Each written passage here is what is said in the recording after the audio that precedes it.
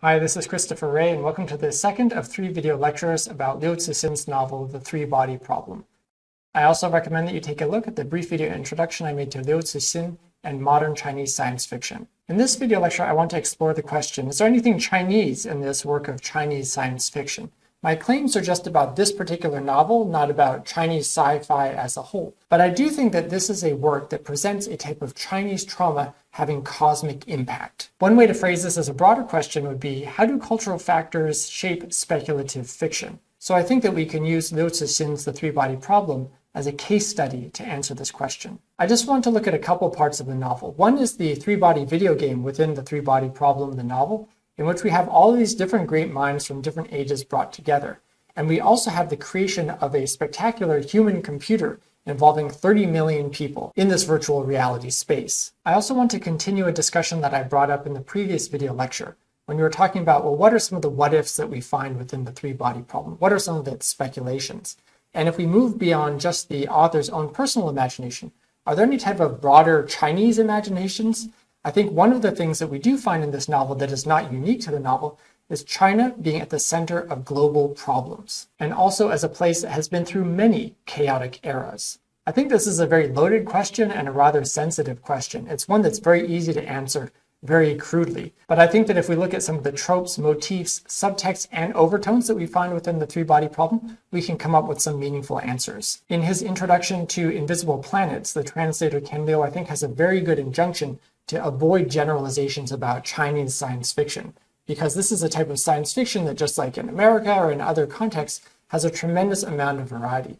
And so he really advocates just looking at the individual authors and their works and trying to make conclusions about those, instead of trying to then project that argument onto the field as a whole. So I want to be clear that I am not making that type of projection here. I absolutely agree with Liu on this point. We can also find utterances by the author himself about how science fiction is a genre that's for humanity as a whole. It's not something that really respects national boundaries. So using a national paradigm or nationalistic paradigm to understand sci-fi could lead to very short-sighted conclusions. Liu Cixin has also made a claim that is very common among speculative fiction and sci-fi writers, that the purpose of my writing is to create alternate realities, to create other imaginary worlds, not to comment on reality per se. But I think that we have to take this with a huge grain of salt. A few years ago, the journalist Jiayang Fan wrote a piece for The New Yorker about Liu Cixin and the three-body phenomenon, in which she partly interprets his novels as commenting on China's global rise. Fan pursues a type of allegorical reading where we have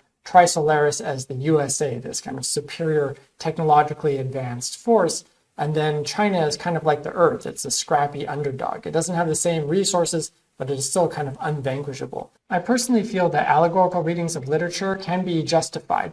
I think that some of them, like this one, start to break down when you look at a few details, but they're worth considering. I feel like as readers of fiction, and especially of speculative fiction, we should feel free to speculate about the meanings of the work.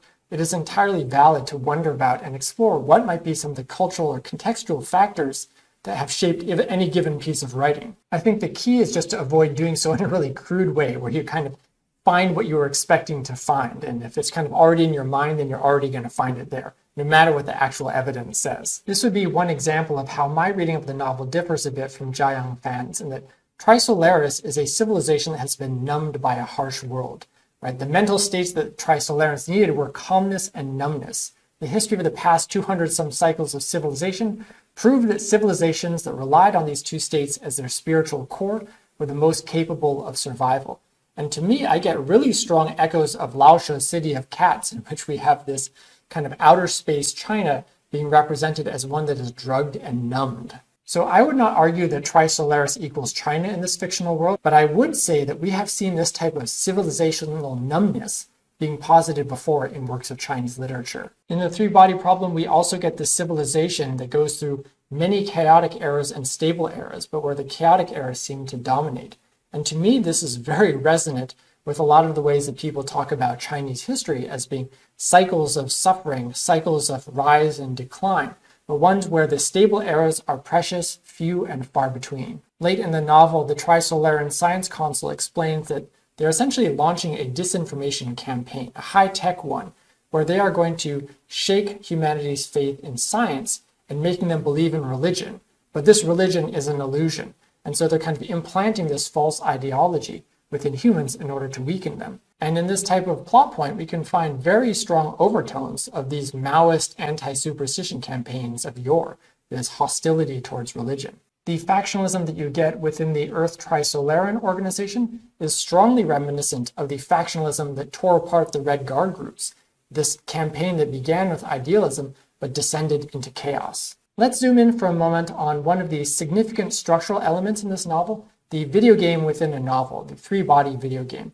We have a leveling up, so the players come back again and again, and they either progress or do not progress to the next stage of enlightenment. We also have at these various levels a virtual transhistorical intellectual community, one with some very clear Chinese characteristics. One of the historical figures who comes back again and again in this virtual reality world is the King of Qin, who later became Qin Shi Huang, the first emperor of China. And we have him in dialogue with a host of other thinkers. One of the things that you can do in a video game that you can't do in reality is bring together people from all different historical time periods and spaces. And anachronism is certainly a type of sci-fi stock and trade, and it is acknowledged at several times when Wang Miao is thinking about how he's playing this game. We find some of these same names in other stories by Liu Cixin. I would consider this to be a kind of virtual reality video game version of The Great Conversation, in which we have these great minds conversing together, Chinese and non-Chinese, in a very egalitarian way, albeit one that still is emphasizing the role of elites in leading the way forward for all of us. They are coming together to solve an existential crisis for civilization. And one of the things that these great minds do is they build a computer made out of not bits and bytes, but human beings. Qin 1.0 operating system, so there will be versions 2 and 3 down the road. This is an epic computer made of 30 million human beings which operates for a year and 4 months. We have this big mashup of personalities where Newton is quite a cruel advisor, and Qin Shi Huang follows as lead in executing all of these faulty components within the system. So some of these historical personages like Sir Isaac Newton are reinvented, others like Qin Shi Huang are kept kind of within character. So let's think about this computer for a moment. We have one that is made up of millions of human beings who are performing synchronized actions in this massive spectacle in front of a leader. So this is the type of mass human function stripped of its humanity, in which you are really just a color. You are a 0 or a 1. You are just creating a bigger pattern. So I think that Liu Cixin is drawing on a pattern that we've seen before in some of those mass political campaigns, as well as in other spectacles. For example, the 2008 Beijing Summer Olympics, one of the many Chinese contributions to world civilization is movable type. So within this performance, we have actual human beings acting like Chinese characters, acting like a machine and moving things up and down to type. There's an excellent study by Tom Mulaney about Chinese script in the machine age, in which we see a history of all of these different machines, these prototypes. Some of them were never made, some of them were manufactured, some of them were mass manufactured, that tries to reconcile Chinese language, something really fundamental to civilization, with information technology. This is a scientific goal and a dream that ran into a lot of caricaturing of the Chinese language as being essentially incompatible with modern technology, that the Chinese language was somehow lacking in its very abundance. So that mass human-machine spectacle would be one type of motif that we get in the novel. We also get more specific, very obviously Chinese motifs like codename Zither. And I would note that around the time Liu Cixin was writing this novel, we also had a Hong Kong film that showed Zither killers. So I don't know if Liu Cixin saw this film or the much earlier film Liu Qin Mo, the six-fingered Lord of the Lute, but this type of musical instrument, string musical instrument as a killing machine is one that we've seen before. As I mentioned before, the three-body problem entertains a variety of possibilities and speculations. So we have covert government attempts to reach extraterrestrials, albeit not coordinated ones. This is a rogue actor.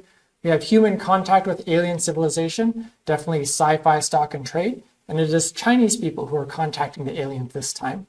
We have a direct dialogue in that simulated reality between ancient Chinese and Western thinkers, and we also have this kind of civilizational rise and fall, Trisolaran civilization, as being governed by what is essentially a math or physics problem. But I want to focus on one particular what if that this novel deals with. What if the great proletarian cultural revolution of the 1960s and 1970s had cosmic repercussions? In the late 50s and early 60s, China suffered a horrific famine resulting from the disastrous economic policies of the Great Leap Forward. As a result of this catastrophe, Mao's power and prestige within the party was greatly reduced, and he launched a comeback through the Cultural Revolution in 1966 by essentially circumventing the Politburo and the other powers within the party and appealing directly to the people, to the masses, to his popular support. He encouraged China's millions essentially to raise hell and to oppose anybody who opposed Mao Zedong. This was a nationwide movement, and one that brought a lot of intellectuals and local party leaders to grief, because teachers and people who were considered to be somewhat apart from, not truly part of the people, were targets of these campaigns. And you had many suicides by intellectuals. And you'll note that within the three-body problem, suicides by intellectuals, a sense of a whole class of people, scientists, hardworking scientists under threat, very key plot element. As in the novel, Red Guards were perpetrators of much of this violence, and that they believed themselves to be carrying out Mao Zedong's will, that he was one of them, and that they were going to attack all of his enemies. Of course, exactly who those enemies were was a matter of debate, and a lot of the Red Guards ended up attacking each other. So you had tremendous factionalism within the movement. This was not by any means a centralized action, and things very quickly spiraled into chaos. In the novel, Ye's father is one of those persecuted intellectuals who is subject to criticism and physical violence to his death. So the three-body problem represents the Cultural Revolution in several ways. One is as a seemingly righteous political cause that leads to disastrous consequences. I should say a self-righteous cause. It is also a catastrophe that spurs reflections on the part of our protagonist on humanity in general, and really causes her to lose faith. The Cultural Revolution is also not just a past event, it has repercussions in the present and in the future. Importantly, I think it is also one that is not just contained to China, and that the consequences of the Cultural Revolution spill over to the entire globe. There's also a lovely moment in the novel in which the radicals want to broadcast a revolutionary message into space, and the party central leadership says this is utter crap. So there are some cooler heads out there. Liu Cixin interweaves this history with an ecological parable tied to Rachel Carson's seminal work, Silent Spring. More than 4 decades later, in her last moments, Ye Wenjie would recall the influence Silent Spring had on her life. The human assault on nature, Ye realizes, is the same as humans' assault on each other during the Cultural Revolution. Ye's personal Cultural Revolution experiences as a member of the Inner Mongolia Production and Construction Corps. It is as she observes the madness, as she calls it, of deforestation, that she realizes that to achieve moral awakening required a force outside the human race. Even after she presses that button, she still wants to find out if there's any redemption in humanity, and she goes and talks to these Red Guard murderers, but all they have is self-pity, no remorse, and she is convinced that what she did was right. There's a plot similarity here to Wolf Totem by Zhang Rong. This is an early 2000s novel in which we also have a Cultural Revolution narrative. This young man who goes to Inner Mongolia, he learns the way of the wolves and of Mongolian culture. He realizes that the Han, if they pursue their ways, will just result in an ecological catastrophe. And he wants to inject wolf blood back into the populace so that we get more of an ecological balance. But sustainability fails in both of these novels. So we have an implied causal relationship here. The violence and cruelty of communist China's Cultural Revolution causes a Chinese scientist to lose faith in humanity and reach out to aliens, and this brings about unintended consequences. I would also mention that the term chaotic era, and there are multiple ways of expressing that, is very closely tied to the character Luan, or chaos. Luan Shi often refers to just a period of wartime or disruption. It can be very broadly applied. But the Cultural Revolution is often talked about as 10 years of chaos. So this dialogue, which I mentioned in that earlier lecture between Qing Wen and follower and Wang Miao, takes on new significance when we think about the kind of Mao as Red Sun discourse. This sun, during the Cultural Revolution, is not a reliable guide. So what if China caused the most profound change in human history? I think that is one of the big what-ifs of the novel. We have a Chinese domestic historical catastrophe ending up imperiling the entire human race. And China has multiple roles in this drama.